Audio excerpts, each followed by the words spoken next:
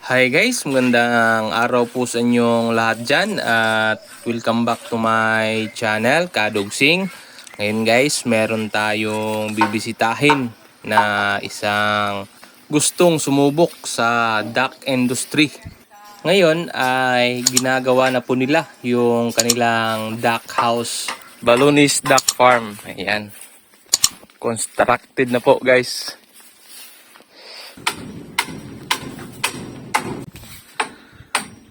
Capacity of 500 heads. Tayo din po yung nag-supply ng ducklings nito. Kaya andito tayo umaalalay. Ayan, dito sa side yung tubigan.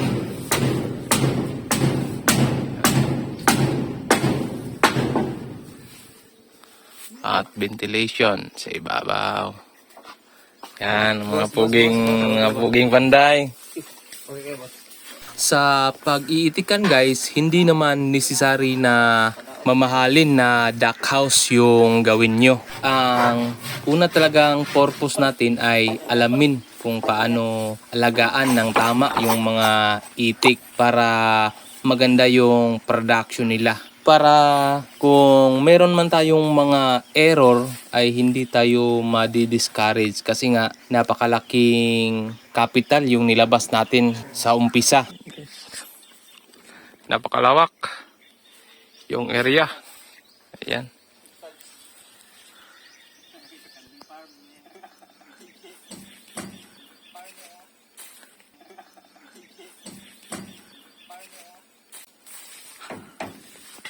Sa last part ng video guys, tsaka natin sasabihin kung ano yung mga kahoy, kung ano yung mga materyales na ginamit dito. Kahit round log lang po yung mga poste nito, hindi din basta-basta na kahoy ito.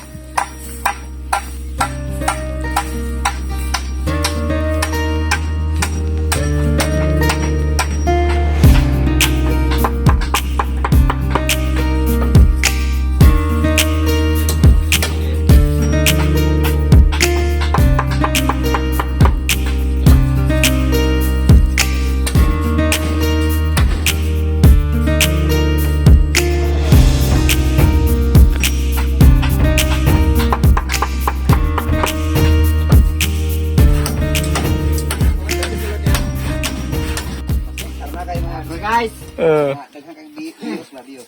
Tugtulogan kayo sa mga inom-inom guys. Para lami i-blaster ayo. Tama na, muna ilansangan po da.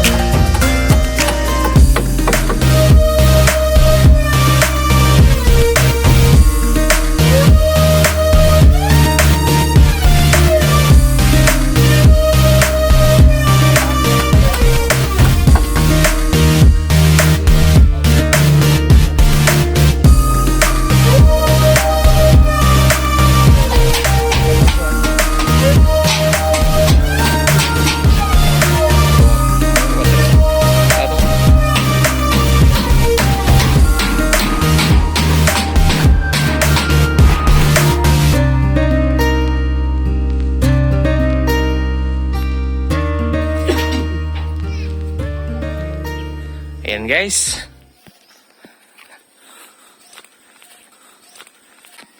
Yung duck house ni Sir Balonis ay ano lang, malapit lang sa kalsada kaya huminto muna tayo at tumingin dito sa kaniyang duck house kung ano na yung improvement. So, nalagyan na po lahat ng ng yero. Makikita natin. Ito. At meron ng mga brooder na install na po nila. At yung kaniyang duck house ay sisilipin natin. Ang ganda ng paggagawa ng kanilang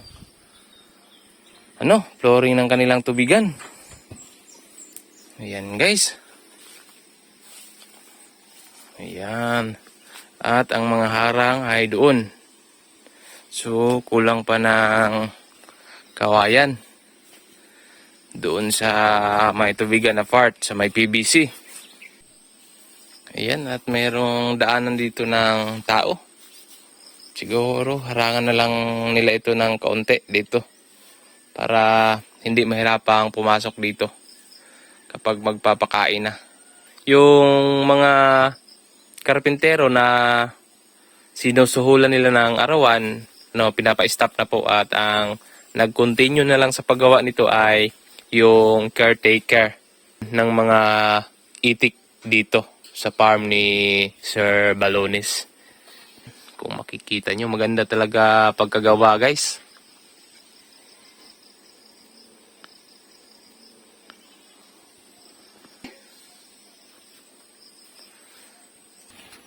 Yan guys, nakabalik po tayo dito guys, at tamang-tama andito yung caretaker. Tatanungin natin ngayon kung magkano na yung nagastos nito. Ginawa ding fur box guys. Yan, kung makikita nyo. Unya nakapungutan una ko ha. O pila nyo yung magasto. Ato sa silang ilibot dali. Pag andam da sa mong itubag. Yan guys, ililibot ko muna kayo guys. Konti na lang talaga yung kulang. Nasa mga 90% na natapos. Ay. So, ang kinilang tubigan. Ang ganda guys. Ang taas. Talagang hindi makakatalon yung mga itik. Tsaka maganda talaga guys. Oh. Ayan. Bawat box nito guys ay 100 heads po yung laman. Unya, pila na inagastoan ni Je? Estimate mo. Guys, tatanungin natin yung caretaker dito guys, kasi siya yung may hawak ng budget. Mga 70. So, mga 73 guys. Yung tanan na siya. Gabas. Muragi kwenta na nimo nga murag gipalit gyapon ning kahoy. Wala pa. Wala, gabas lang. Gabas lang. Lahi pa yun sa Lahi pa to sa kuan. Lahi pa to sa piso pod. sa piso pod, lahi pa. So, ang kuan lang, ang ato lang kuanon ron nga diri sa building ang nagasto na sa mga 75 na. 25. Tanan. Wa pa toy labot tong drum. Nga palitonon pa. Wala pa to napalit. Oh, wala pa toy labot sa estimate. So, Ang silang daan, 25 na gud ni. 25. Ang gabas. Yung yero guys ay 25,000 po lahat. Yung nagasto nito. 85 pieces na yero. Kasali na dito guys. So, good sa kayo. Hagdanan na lay kulang. Simbulan na nako na. Gani. Dali ra. Kahoy gyapon ni kuan, pati dos ra no. Lipak ang kuan. Para gyapon ako ba? Lagi dustris na po, dustris na daghan. Okay ra gyapon ni kay mo kuan mo dia magluto dai sila di sila ka ana. Oh nya, mas mataas man siya ba. Tama-tama ra gid imong gipanglapasan pod. Gani kay Katong mga harang sa kuan ba tubigan, may imong gilampas. okay din. Oo, para di gid. Lampas ako kay pasig mangilid sila Mangilokso gani no. Mao punay isa. Oh. Yan guys.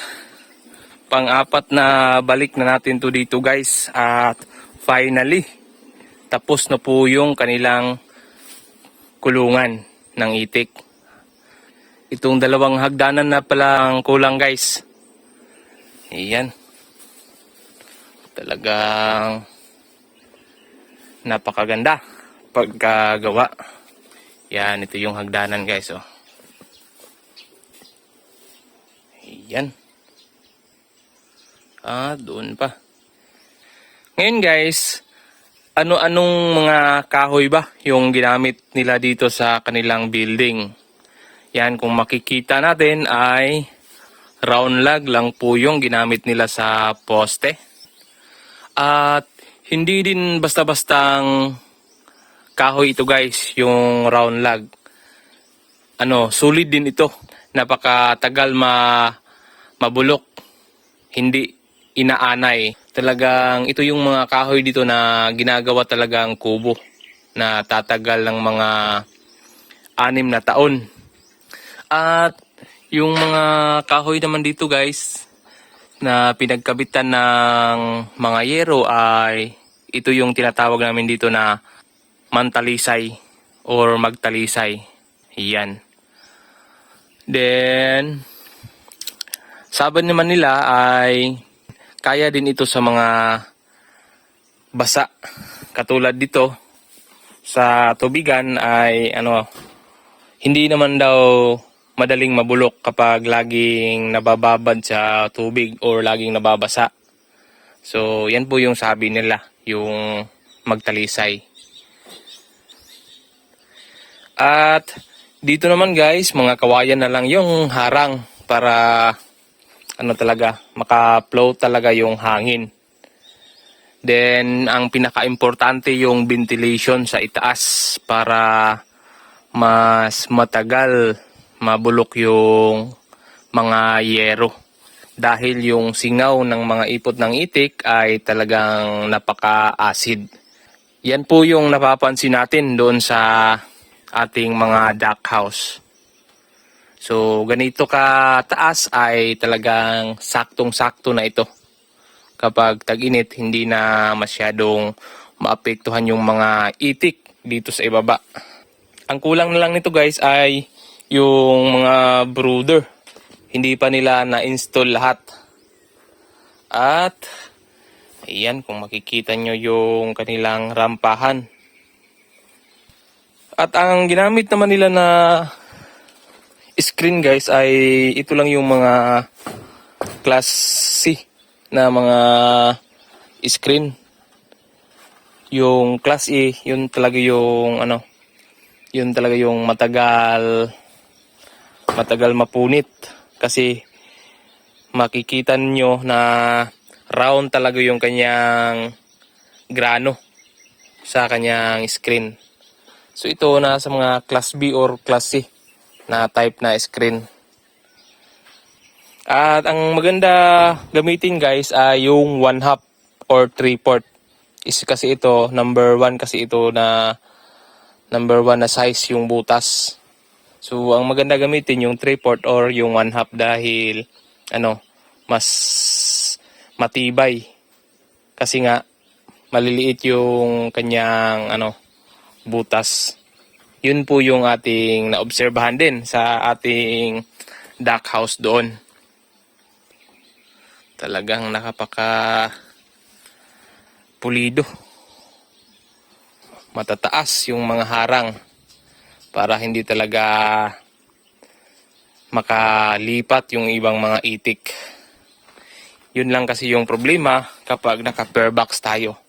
Estimate natin guys na sa mga 80,000 plus yung nagagasto dito. So talagang mas mahal ito ng konti kumpara sa atin dahil yung mga ginamit dito na kahoy ay pinapatsinso talaga. Then yung kanilang tubigan ay isang buong side. Hindi katulad sa atin na may portion lang. Nasa mga 5 feet lang yung tubigan nila kada box. So ayan lamang guys. At dito na matatapos yung ating video. At sa next episode ay babalik tayo dito at yung meron ng mga ducklings. Sa mga bago pa lang na padpad sa ating channel at gusto nyo yung mga ganitong video, please like, share, and subscribe to my channel at pag-hit na rin yung notification bell sa gilid para lagi kang updated sa mga bagong uploads natin. Muli, magandang araw sa inyong lahat dyan. God bless you all.